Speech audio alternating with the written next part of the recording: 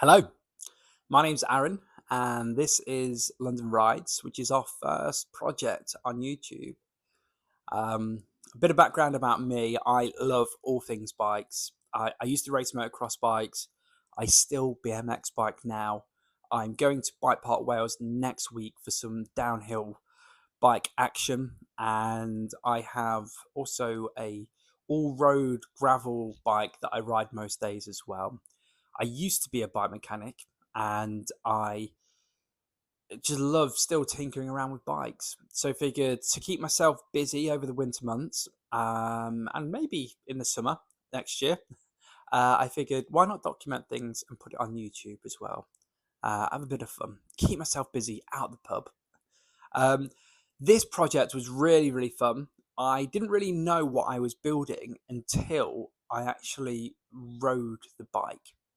Seems weird, but I've created essentially the geometry of a line bike. It rides exactly the same. The benefits of this bike is that it does not weigh half a ton, or at least that's what line bikes feel like sometimes. They're not really expensive to ride. And bearing in mind, I love line bikes, by the way. I think they're great. But they're the downsides to it.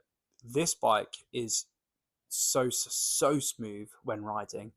I've ridden it a few times now, and the big, chunky, thick tyres just mean that it just glides through the rough roads of London. Getting up to speed is it's not as quick as my all-road bike, but once you're there, it's just a proper cruiser, and it's really comfortable. So I'm going to do a breakdown of all the costs at the end of this video, and I hope you enjoy this rebuild. Our first one. Please subscribe.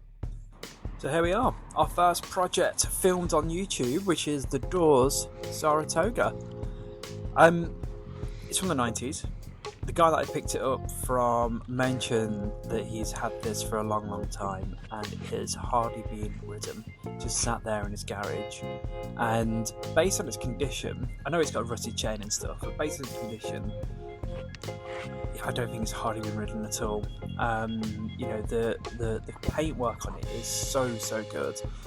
Again, we've got a rusty chain here. The components, they're super old school, but the key thing here is got a really good foundation, and it's made in the UK, which is unheard of. So to get things started, we're going to strip the bike down. I am always a little bit nervous at this stage because I'm like, oh gosh, what parts are going to stick, what is not going to come out. But surprisingly, this one was really good. Seat posts, brakes, everything came out really well. The bottom bracket though, it's seen better days, but we'll come on to that later on. But it actually came out really easily, which is great. The headset, we're going to change that for a really nice sealed unit. But yeah, I'm really pleased with the foundations we've got here. So we're going to replace the majority of the moving parts on this bike for lots of cool things. Now the situation is I have a bike stand inside my house, but it's in my bike room that has no natural light and it's on a wall. So we're doing things outside for the time being. So the first thing we're actually going to do is bang some wheels on it. The wheels that we're going to go for are the tyres, are the Schwalbe Walby Fat Franks. These are great for all types of riding, off-road, on-road, really durable. And the wheels we're going for are some that I picked up off Facebook Marketplace. These are really deep dished, and it has a cassette on it, which I think looks really cool. Next up is the bottom bracket. We first of all need to clean this thing out. In an ideal world, we would have a £300 bottom bracket cut into all, but this isn't an ideal world. This is my back garden. But we're going to give it a real good clean, and we're going to fit a new bottom bracket in here with some old man grease as well. Now, whenever you replace a bottom bracket, you need to make sure you get the right size. If you're unsure, look at some YouTube videos on how to find the actual right size for your bike, because it's so important. So next up is assembly of the chain set, which is brand new, and we've gone for this blue chain ring. Wasn't so keen on it at first, but me thoughts once you've seen the finished build. Now, some things you can cheap out on. Gears, in my opinion, are not one of them. Don't get the basic ones, always get the slightly more premium ones, which we've gone for here. This is called the Shimano Altus. Now what I'm doing here is I just put some bars on the bike, and I just want to sort of start feeling how it would be if it was to be this style of bike, and yeah, I'm starting to like it. The next step is we want to get the shifter on, so throw that box on the floor, yeah, these shifters are really nice. They're super affordable. Honestly, like they're so easy to set up and they feel so good. And then we can get the original brake lever on here, and I just love the old and the new combination here, the old lever and the new shifter. Next up is we're going to size up the cables. I've gone for a slightly longer length in cable, just in case someone wants to put a basket on there, they can do, and it will just enable them to have a bit more flexibility of where things move. So we're going to get everything really lubed up and threaded through the bike as well, directly onto the rear mech. Now again, it's really important to get all these things lubed up. There are a number of ways in which you can do it. I just like the old school way of GT85, and yeah, away we go. So thread that through on the bottom bracket, and then round the back. Again, we're going to do some more sizing up. I know I've not got any cable cutters. The next project I will do, I couldn't find mine, but I've ordered some new ones. So again, I'm going to thread that through, and then we're going to bolt that down, and we are all set, ready to rock and roll to the next stage. Although I love to use the old man grease on things like the bottom bracket area, you don't really want to use that on things like brakes. So I'm actually using the part tool stuff at this stage, and we're actually going to keep the original cantilever brakes on this bike. I think it just gives it a little bit more of a traditional look and feel to it. There's nothing wrong with these. We are, however, going to replace the actual cables, both inners and outers. And again, what I'm doing here is just measuring everything up, again with in mind of having it slightly longer, just in case someone wants to use a basket, and it just gives you a bit more freedom to move things around if you need to. Now, if you ever worked on like the GT triple triangles from the 90s, those things are a nightmare, because at this stage they've got a really annoying threaded thing for the cable. This design is really nice. It's actually really well thought out, and it's simple, which is really good.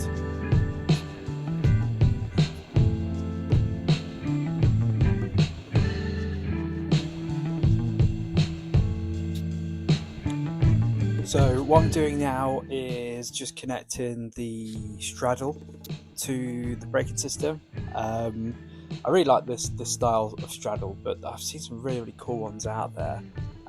So if you've got any recommendations, please drop them in the comments. Canties can be quite fiddly to set up, but once they are set up, they're fine. So what we're going to do now is very much the same, but for the front end of the bike. So let's get that front brake on. And next stage would be to get it inside and get it in the bike stand and set everything up as it needs to be, because doing it in the garden is not ideal.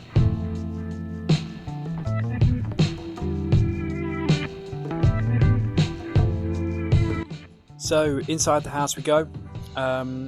This is the bike room. Again, I might film from here in the winter, depending on how we go, but it's just not the best space to film.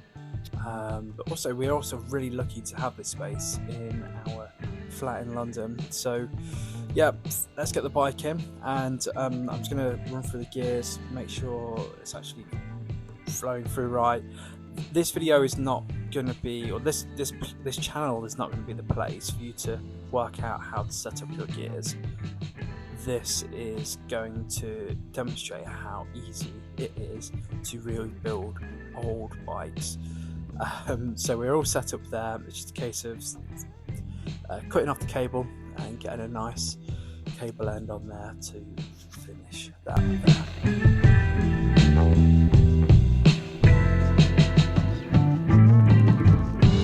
Next up is the seat post.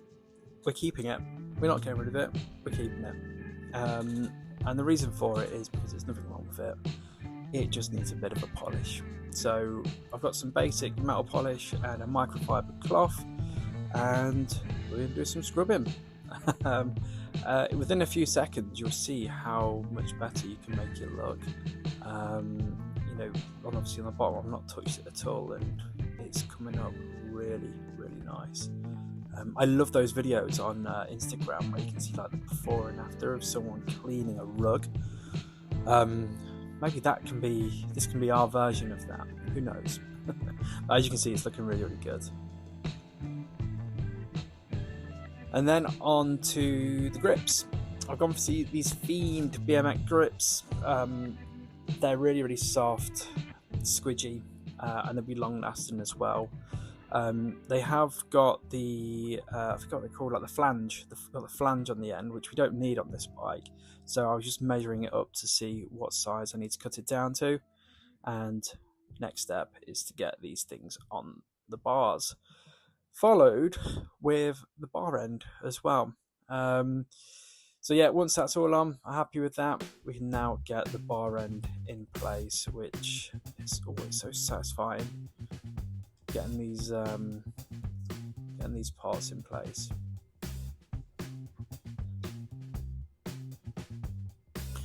Next up is the seat. This seat is seen better days. Technology's moved on a lot since the 90s, especially in seat designs.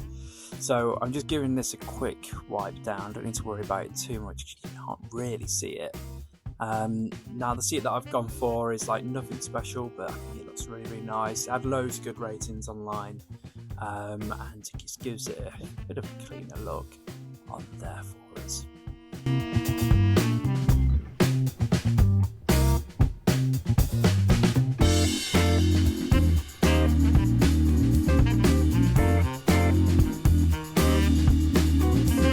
Pedals, we've gone for the Federal BMX pedals.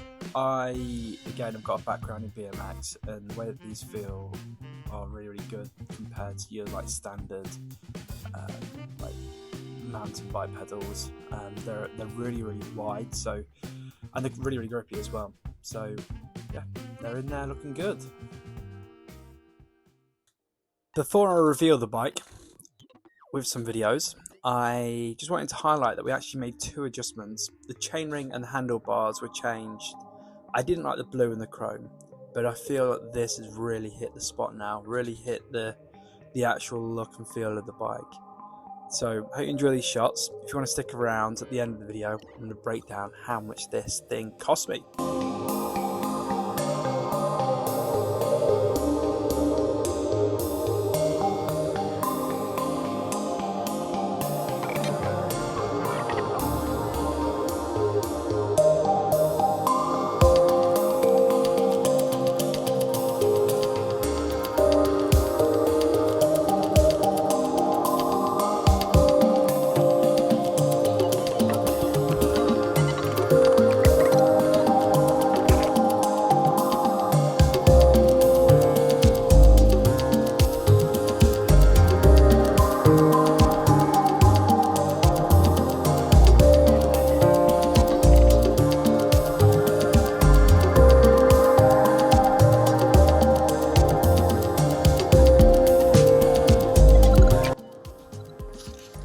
So then, how much did this thing cost me? Well, you already know the bike was 40. Bars were £17.99. Cassette, that was £12.14p. Shifter was £15.60p. The rear derailleur, when I spell it correctly, was £15.99. The chain was £9.99. Grips, same again. The headset, which I actually realised I didn't show you me fitting that. I got a really nice sealed bearing unit. The brake hanger, which was like the bit on the headset, I had to get a new one because the old one looked really crap. So that was £9.99. Tyres for the pair were £47.98. Sorry, I've got my laptop to the left of me here. Chain set was £19.99. And then chainring was £14.27. The straddles was, for two of them, was £6.60. The saddle was 15 quid. And the cables, I think they were around 15-ish quid. So the total came to £270.52p. I don't think you're going to find a bike brand new for that kind of money. I hope you enjoyed the build. Catch you on the next one.